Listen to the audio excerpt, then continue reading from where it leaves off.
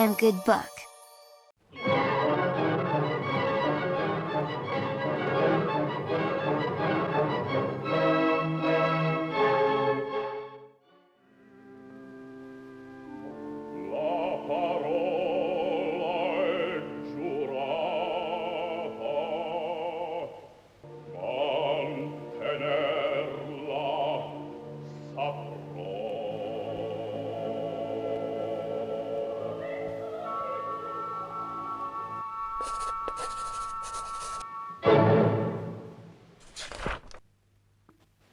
In a village of La Mancha, there lived one of those gentlemen that keep a lance in the lance rack, an old buckler, a lean hack, and a greyhound for coursing.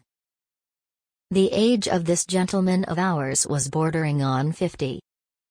He was of a hardy habit, spare, gaunt-featured, a very early riser and a great sportsman. His surname was Quixote. He gave himself up to reading books of chivalry, with such ardor and avidity that he almost entirely neglected the pursuit of his field sports, and even the management of his property. In short, his wits being quite gone,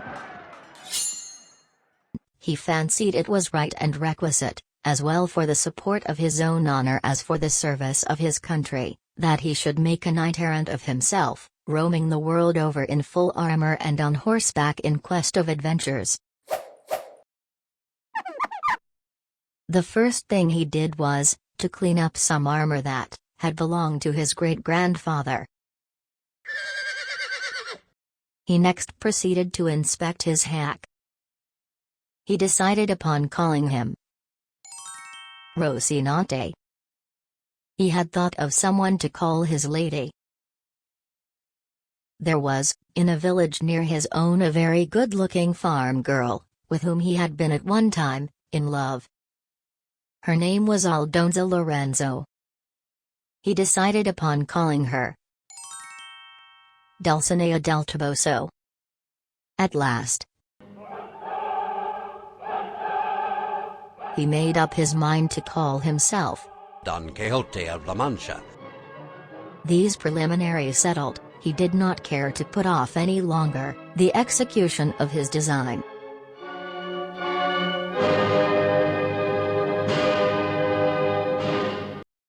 So, one morning before the dawning of the day, he donned his suit of armor, mounted Rocinante, and sallied forth upon the plain. Towards nightfall, he perceived not far out of his road an inn. To this inn, which to him seemed a castle, he advanced. It distressed him to think he had not been dubbed a knight, for it was plain to him he could not lawfully engage in any adventure without receiving the order of knighthood.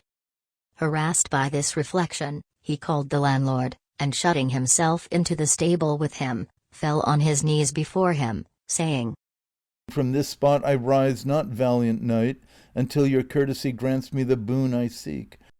Tonight I shall watch my arms in the chapel of this your castle. Thus tomorrow, as I have said, will be accomplished what I so much desire, enabling me lawfully to roam through all the four quarters of the world, seeking adventures on behalf of those in distress, as is the duty of chivalry." The landlord was quite convinced of it, on hearing talk of this kind from him, and to make sport for the night, he determined to fall in with his humor. The landlord told all the people who were in the inn about the craze of his guest. Full of wonder at so strange a form of madness, they flocked to see it.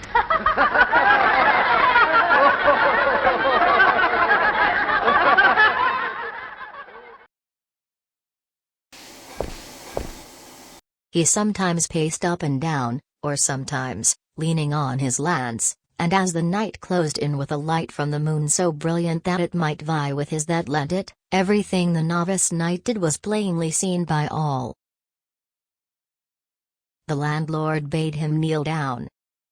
Then, reading from his account book, in the middle of his delivery, he raised his hand, and gave him a sturdy blow on the neck, and then, with his own sword, a smart slap on the shoulder.